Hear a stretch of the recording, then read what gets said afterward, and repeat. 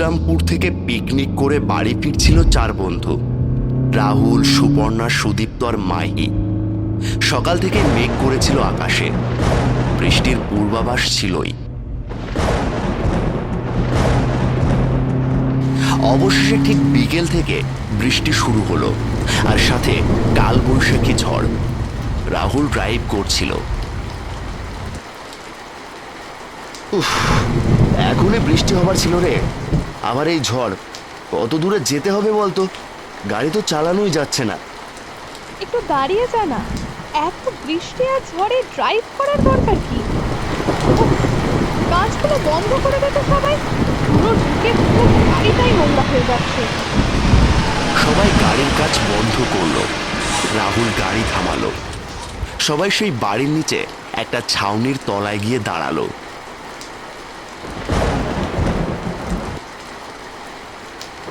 কিরে, ঝড় তো আরো বাড়ছে। এদিকে প্রায় জঙ্গলে দাঁড়িয়ে আছি আমরা, অন্ধকারও নেমে এলো। ভালোই তো, বেশ দারুণ একটা অলৌকিক পরিবেশ। ঝড়, বৃষ্টি, জঙ্গল, গ্রাম, আর আমরা চারজন। ব্যাস, আর কি চাই? এগুলোই তো মেমারি হয়ে থাকবে। রাগ তোর মেমারি, আর কথা বলিস না, ধুলো ঢুকবে মুখে। ওরে বাপ রে বাপ, কি হাওয়া রে! গাছগুলো তো ভেঙে পড়বে মনে হচ্ছে।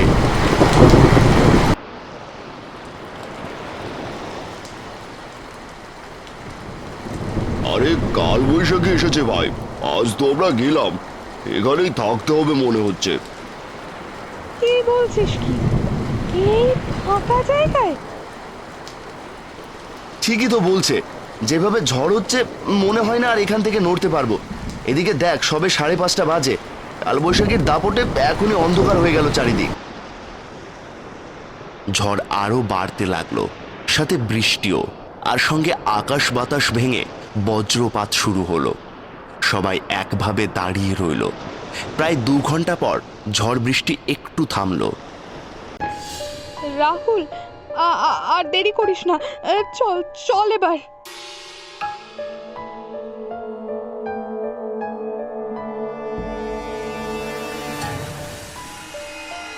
গাড়ির টায়ার পাংচার, এটাই বাকি ছিল। সাথে আর টায়ারও নেই। কি করবো এবার? আর এই ফাঁকা জায়গায় কে আমাদের সাহায্য করবে? ঠিক তখনই কোথা থেকে এক বৃদ্ধ ভদ্রলোক এসে বললেন, আমি আছি তো, আমার সাথে ওই বাড়িটাই চলুন। ওই যে, ওটা আমার বাড়ি। কিছুক্ষণ ওখানেই থাকুন, তার মধ্যেই বা আমি আপনার গাড়ির চাকা পরিবর্তনের ব্যবস্থা করছি। এই ফাঁকা জঙ্গলে আপনার বাড়ি? হ্যাঁ, এই ফাঁকা নিঝুম পরিবেশেই থাকতে ভালো লাগে আমার। একা থাকেন? না না পাগল, আমার স্ত্রী থাকে আমার সাথে। আপনারা চলুন না, চলুন। আর কেউ কিছুই বলল না। কোনো উপায় না পেয়ে সবাই ভদ্রলোকের সাথেই তার বাড়িতে গেল। তবে বাড়িতে ঢুকতেই তারা একটু ভয় পেল, কারণ বাড়ির বাগানের সুন্দর ফুল ফলের গাছের মাঝে একটা ক্রুশকাঠ লাগানো সমাধি। ওটা কি? ওটা আমার স্ত্রীর সমাধি। বড় ভালোবাসতাম, তাই ঘরের বাইরে ওকে রেখেছি। আসলে সাথেই রেখেছি বলতে পারেন। কথাটা শুনে চারজনই স্তম্ভিত। ভয় আর তাদের কথা বেরোচ্ছিল না। আমি তো ঠিকই বলেছিলাম বাবা, ও তো আমার সাথেই আছে। মৃত, তাতে কি হয়েছে? ওই শরীরটা তো আছে, শরীরে প্রাণটাই নেই কেবল। বৃদ্ধের কথাগুলো শুনে সবার হাত পা ঠান্ডা হয়ে আসছিল। এসো, তোমরা ভিতরে এসো। কারোর ভেতরে ঢোকার কোনো ইচ্ছেই ছিল না, তবে ভয়ে কিছু বলতেও পারছিল না। মাহি অনেক সাহস করে বলল, আচ্ছা, আমরা তাহলে এই এই বাইরেরটায় আছি। হ্যাঁ, গাড়ির টায়ারটা একটু ব্যবস্থা করে দিন। বৃষ্টি কমে গেছে, আমরা বেরিয়ে যেতাম। বৃদ্ধ খুব জোরে হেসে উঠল।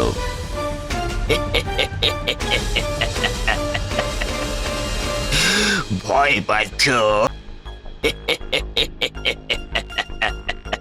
ভয়ের কিছু নেই, ভয়ের কিছু নেই। ও খুব ভালো, মাটির নিচে চুপ করে ঘুমায়, কাউকে বিরক্ত করে না। আমি না বললে তো নয়। বৃদ্ধের কথাগুলো একেবারেই স্বাভাবিক লাগছিল না কারোরই। আসলে একই এই ঝড় বৃষ্টির রাত, তারপর আবার এই নির্জন ফাঁকা জায়গা, সেখানে এই বিষয়টা আমাদের একটু ডোন্ট মাইন্ড, বাট আমরা ভিতরে যাব না প্লিজ। সে কি কথা, ভেতরে তো তোমাদের যেতেই হবে। বৃদ্ধ এক প্রকার জোর করেই সবাইকে ঘরের ভিতর যেতে বাধ্য করলো। তবে ঘরে গিয়ে তারা যা দেখলো তা দেখে হাড় হিম হয়ে গেল সকলের। শুধু তারা কেন, যে কোনো সাহসী মানুষেরই হয়তো একই অবস্থা হবে। সেই ঘরে দুটো লাশ শোয়ানো ছিল। এসব কি? কে এরা? আপনি কে বলুন তো? এই ভুতুরে বাড়িতে আমাদের কেন নিয়ে এলেন? হ্যাঁ, আরে ভূতরে বাড়ি এখনো হয়নি, এটা সবে তো একটা একটা করে লাশ জমা করছি। আজ একসাথে তোমাদের চারজনকে পেলাম। হ্যাঁ, এরপর থেকে এটা ভূতরে বাড়ি হবে বটে। কি বলছেন এসব? কে এরা? এরাও তোমাদের মতো এই গন্ডগ্রামে ঘুরতে এসে ফেসে গিয়েছিল, আমি তাই সাহায্য করলাম। আসলে আমার বউ পিশাচিনী, তাই ওকে এভাবে লাশ জোগাড় করে দিতে হয়, নয়তো ও আমায় ছেড়ে চলে যাবে।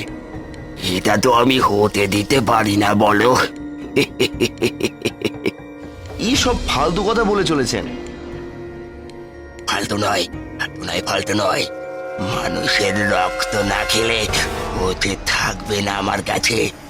এই দুজনের রক্ত খাইয়ে ওকে 4 বছর বেঁধে দিতে পেরেছি। আজ তোমাদের চারজনকে ওকে সঁপে দিলে আরো 8 বছর ওকে ধরে রাখতে পারবো।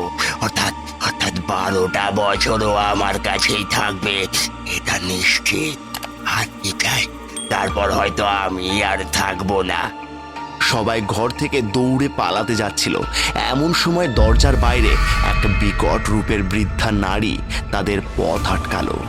তার উস্কো খুস্কো লম্বা পাকা চুল, গোল গোল সাদা দুটো চোখ, আর দাঁতগুলো যেন কামড়ানোর জন্যই বের করে রেখেছে সে। সবাই বুঝতে পারলো এটাই হয়তো বৃদ্ধের স্ত্রী, সেই পিশাচিনী। আমাদের ছেড়ে দিন, দয়া করে আমাদের ছেড়ে দিন। ওদিকে খুব জোরে ঝড় শুরু হয়েছে আবার, সাথে বৃষ্টি ও বজ্রপাত।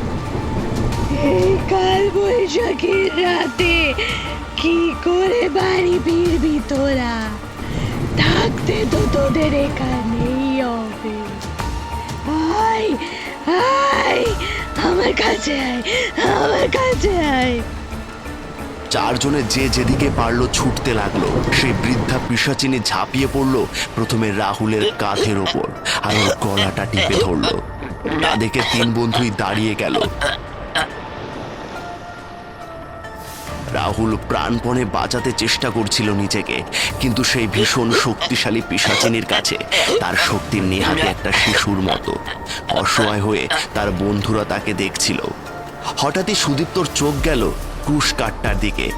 তাড়াতাড়ি গিয়ে ওটা তুলতে যাবে, বৃদ্ধ ভদ্রলোক এসে তাকে বাধা দিয়ে ঠেলে ফেলে দিল। সুদীপ্ত আবার উঠে বৃদ্ধকে সরিয়ে ক্রুশ কাঠটা নেবার চেষ্টা করলো। ওদিকে রাহুলের অবস্থা ততক্ষণে শোচনীয় হয়ে উঠেছে। সুদীপ্ত বৃদ্ধের কোমরে জোরে ধাক্কা দিয়ে তাকে মাটিতে ফেলে দিয়ে ক্রুশ কাঠটা মাটি থেকে উপরে তুলে নিয়ে পিশাচিনীর মাথায় গিয়ে ঠেকাতেই চিৎকার করে উঠল সে। ওদিকে বৃদ্ধ বলতে লাগলো, কি করছো তোমরা? ও ছেড়ে চলে যাবে তো আমায়? কি নিয়ে থাকবো তাহলে আমি? এমন করো না তোমরা, প্লিজ এমন করো না। আচ্ছা ঠিক আছে, তোমাদের বাড়ি যেতে সাহায্য করবো আমি। এবার ওকে ছেড়ে দাও, এবার ছেড়ে দাও ওকে প্লিজ। সুদীপ্ত শেষ কথাটা শুনেই ছেড়ে দিল পিশাচিনীকে। ছটফট করতে লাগলো কিছুক্ষণ সে, তারপর আস্তে আস্তে হাওয়ায় মিলিয়ে গেল। বৃদ্ধদের চারজনকে ওদের গাড়ির কাছে আবার নিয়ে গেল। রাহুল গলায় হাত দিয়ে ব্যথায় ছটফট করছিল, কথা বলতেও পারছিল না সে। বৃদ্ধ সামনের একটা রাস্তা দেখিয়ে বলল, ওইদিকে সোজা গেলে একটা গ্যারেজ পাবে। বৃদ্ধ চলে গেলে রাহুল বলল, তুই যা সুদীপ্ত, তাড়াতাড়ি টায়ারটা নিয়ে আয়, আমরা অপেক্ষা করছি। উফ, আমি আর পারছি না, একটু জল দিবি কেউ? সুপর্ণা বলল, আমি দেখছি। সুদীপ্ত, তুই মাহিকে নিয়ে যা, আমি রাহুলের কাছেই আছি। ঝড় আবার শুরু হলো। প্রচন্ড ঝড়ের দাপটে কেউ যেন এক পাও এগোতে পারছিল না। তবে টায়ার আনতে তো যেতেই হতো। মাহি আর সুদীপ্ত কিছু দূরে এগোতে দেখলো একটা গ্যারেজ। তবে সেখানে একজন লোকও ছিল না। কিন্তু হঠাৎই সেই ফাঁকা গ্যারেজ থেকে একটা চাপা কান্নার শব্দ শোনা গেল। আর তারপর তাদের দুজনের সামনে এসে দাঁড়ালো সেই পিশাচিনী। কোথায় পালাবি তোরা? কোথায় পালাবি? আজ আজ তোদের মৃত্যু আমার হাতে, নিশ্চিত আমার হাতে। কেউ বাঁচাতে পারবে না তোদের, কেউ না। আয় আয়, আমার কাছে আয়, আমার কাছে আয়।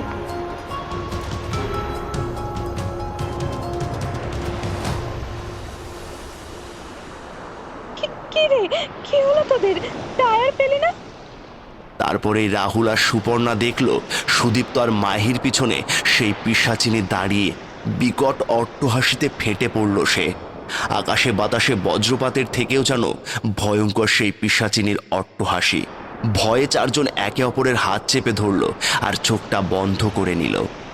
কারণ তাদের যে আর পালাবার কোনো রাস্তা নেই, তারা বুঝে গিয়েছিল। তখন পিশাচিনীর হাসি যেন আরো জোরে প্রতিধ্বনিত হতে লাগলো। কালবৈশাখীর ভয়ঙ্কর রাত কেড়ে নিল তরতাজা চার বন্ধুর প্রাণ।